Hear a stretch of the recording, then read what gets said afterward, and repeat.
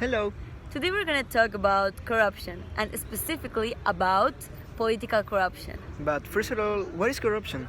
Political corruption is defined by Transparency International as a manipulation of policies, institutions, and rules of procedure in the allocation of resources and financing by political decision makers who abuse their position to sustain their power, status, and will. But if we talk about corruption in general, there is dishonest or fraudulent conduct, right? Right. Now let's talk a little bit about the Peruvian situation. Peru is number 105 in the Corruption Perception Index, with 35 points. It's not surprising if we take into consideration that all our last 4 presidents are or in jail or being investigated for corruption. Also one capital mayor and some candidates for presidency. It's not surprising if every day there is a new update about Odebrecht, Lavallaro case, where are a corrupt country from our bases. And it's important to see aside and learn from the other countries' mistakes, but more important, from their achievements and ask how they do it. So it will be very important to look at some of the worst and best countries around this subject. Okay, the 5 countries more clean, according to the Transparency Index corruption perception, are Denmark, New Zealand, Finland, Sweden, and Norway. And the 5 most corrupted countries around the world are North Korea, Yemen, South Sudan, Syria, and Somalia, which have 10 out of 100 points. First, let's talk about Somalia, which is a country located in Africa that is the most corrupted country according to Transparency International. Okay, but what is about the judicial system in Somalia? In Somalia, businesses face a high corruption risk when dealing with the courts. The institution is subject to political interference and to the power of the clans. And about the policies to stay protect from crime, companies in Somalia are forced either to cooperate with violent groups or to arm themselves against threats. And this is bad because a cop needs to give security to the public, and with these acts, they are not giving security. That's right, Martin. Corruption is rife within the security apparatus. Impunity is widespread and authorities do not maintain effective controls over the police force. We're talking about the cops, which are ineffective. About land administration, Somali authorities are incapable of protecting property rights.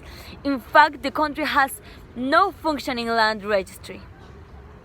And about the laws, the tax administration in absent in Somalia, and most business operate in the informal sector and thus go untaxed. The government lacks the capacity both to collect the taxes and control the country's territory, parts of which are under the rule of rebel groups. Yeah, that's so right and it's so wrong. About the civil society, freedom of speech and press are protected under the Constitution. But these rights are completely violated in practice. Somalia ranks among the most dangerous countries in the world for journalists. Several journalists were killed both in 2013 and 2014. Why? Because everything it's a secret in the politics, for the politics, right? And this leads us to public procurement. And what happened with the public procurement? The public procurement in Somalia holds high corruption risk for business. The majority of public tenders are treated as confidential, like my parent mentioned. Secret contracting, where officials close public procurement deals in complete absence of transparency and oversight, it's a common practice.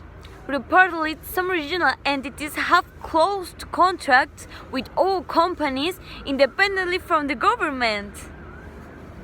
And all of these are reasons and the ways in which Somalia shows us a high corrupted country, right? These are things we have to avoid, right? Okay, yes, that is so true. But let's talk about the example for Peru. Let's talk about like a country like New Zealand. Right, let's talk about New Zealand. Okay, let's start with a simple question. Why New Zealand is one of the countries more clean?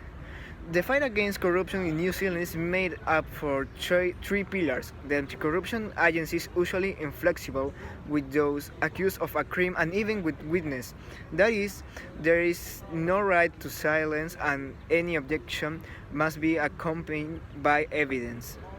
Also, New Zealand has a very, very developed education, and this is very important because if you raise good citizens, then you're gonna have good politicians, good lawyers, good judges, people that are unbiased and that look at life with ethic and values. And if you have the power to change something in this political of this country, Peru, what do you do? What could we do? I think that I have always think that the solution is in education. Me too.